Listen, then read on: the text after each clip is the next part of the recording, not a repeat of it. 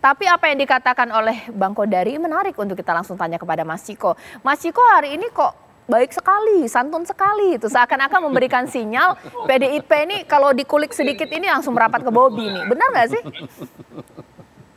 Saya soalnya lagi di Belitung, lagi lihat-lihat resort nih. Dan kebetulan lagi sama Pak Jarod. Tadi Pak Jarod dengerin aja kita ngomong.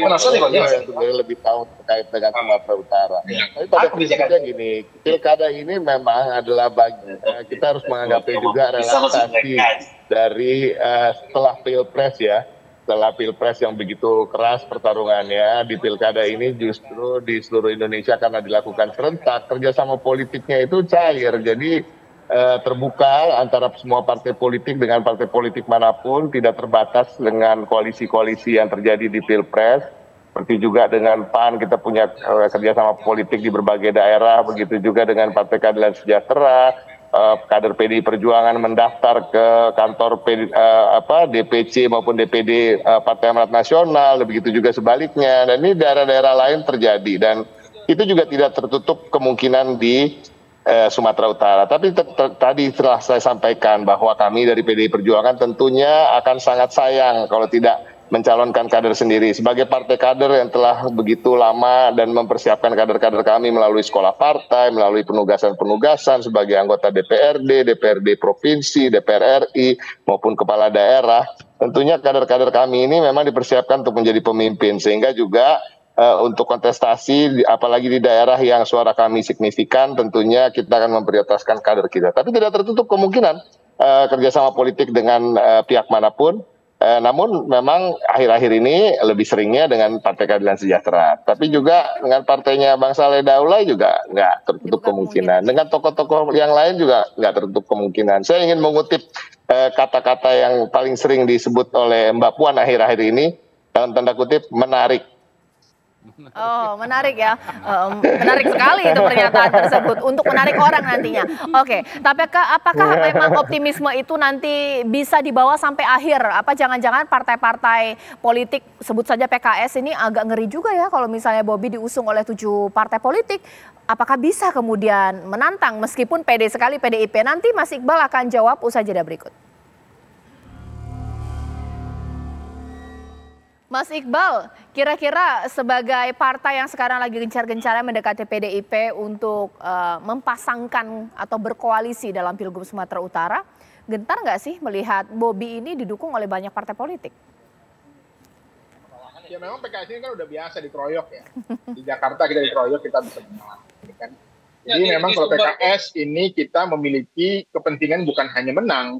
Jadi partai politik itu terlalu rendah lah kalau hanya berpikir hanya menang saja, tetapi juga kita juga harus memikirkan siapa, bagaimana dampaknya ke depan, bagaimana penerimaan masyarakat.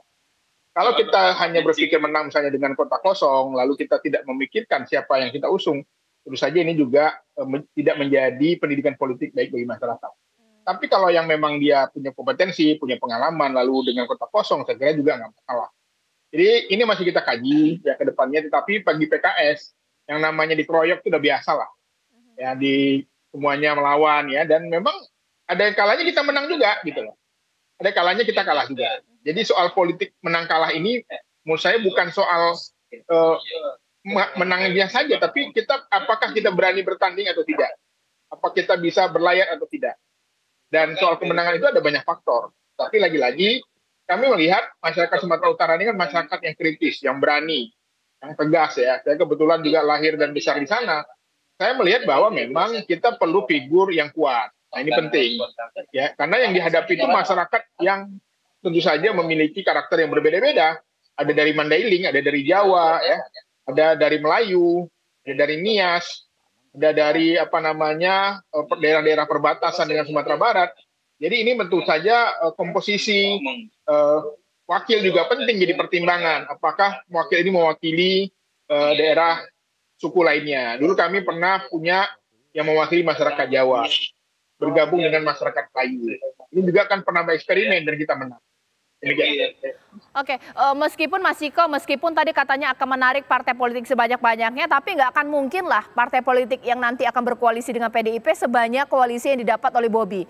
Banteng siap, PDIP siap dikeroyok tidak sih di Sumatera Utara? Sebenarnya kan sama aja sama PKS. Kita punya pengalaman dikeroyok, dicoba untuk dihabisi dan lain-lain itu udah sering. PDI Perjuangan ini bukan partai yang baru berdiri kemarin sore, tapi juga berdiri di masa-masa kelam Orde Baru, di mana kita menjadi simbol perlawanan di situ. Ibu Megawati Soekarno Putri bahkan menjadi simbol perlawanan di sana. Dan kita juga sudah mengalami hal-hal yang lebih buruk dari sekedar dikeroyok di pemilu. Kantor kita pernah diserbu, pernah dibakar, pernah dibunuh kader-kadernya. Jadi ini bukan hal yang baru untuk bertarung, tetapi kita kembali lagi lebih memikirkan bagaimana rakyat di Sumatera Utara bisa mendapatkan pilihan yang bukan hanya satu kalau bisa. Harus ada alternatif pilihan, karena tentu aspirasinya juga berbeda-beda, belum tentu bisa ditampung di dalam satu visi dan misi hanya satu calon. Dan ini yang kita akan pikirkan ke depan. Makanya ketika kita mengusung, memang elektabilitas itu penting, tapi kita ingin mengutip apa yang disampaikan oleh Pak Mahfud dalam berbagai kesempatan di acara-acara partai kami. Beliau menyampaikan jangan sampai melupakan moralitas dan kompetensi.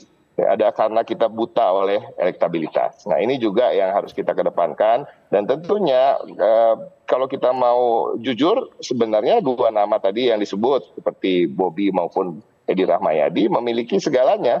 Mereka punya kompetensi, punya rekam jejak, punya pengalaman, elektabilitasnya juga cukup baik. Nah sekarang itu kita juga masih mendalami bagaimana nanti kita akan berpasangan dengan siapa, tapi tentunya PDI Perjuangan tetap ingin mencalonkan kader dari internal, baik itu sebagai calon gubernur ataupun calon wakil gubernur. Tapi untuk Sumatera Utara, untuk daerah sebesar Sumatera Utara dengan begitu heterogennya masyarakatnya, tentu akan lebih baik bila masyarakat di situ mendapatkan pilihan lebih dari satu.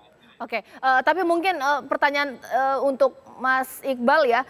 Misalnya kita agak mundur sedikit. Misalnya kemudian PDIP merapat kepada Bobi, PKS kira-kira ikut nggak ya? Ya saya kira kan memang partai politik harus memilih. Tapi kalau kami tinggal sendiri itu saja juga nanti akan jadi harus memilih partai, kan nggak boleh nggak dukung ya, otomatis itu saya kira. Karena tadi nggak mungkin kita maju sendiri, dan syarat undang-undang pemilu kita harus memberikan dukungan ke siapapun. Dan kalau ternyata tinggal satu, ya itu saya kira lain lagi ceritanya. Itu memang pemilu agak lain namanya. Oke, sekarang saya ke Bang Saleh nih.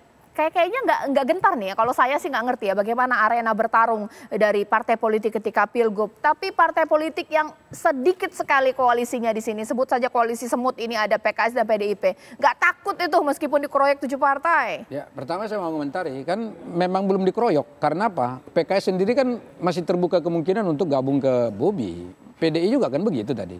Jadi apalagi misalnya ada alternatif calon wakil gubernur mungkin diusung dari partai PDI atau mungkin PKS. Berarti kan istilah dikeroyok tadi sebetulnya menurut saya untuk Sumatera Utara saat ini belum tepat. Itu ya, satu. Yang kedua, memang dari koalisi kita ini nggak ada sebetulnya rencana kita mengeroyok siapapun. Kebetulan saja partai-partai itu datang. Tapi gerbongnya besar gitu ya. Ya. Datang menawarkan, dan kebetulan Bobi itu sendiri kan datang ke partai-partai. Melakukan apa istilahnya roadshow, dan kemudian juga paparan kan.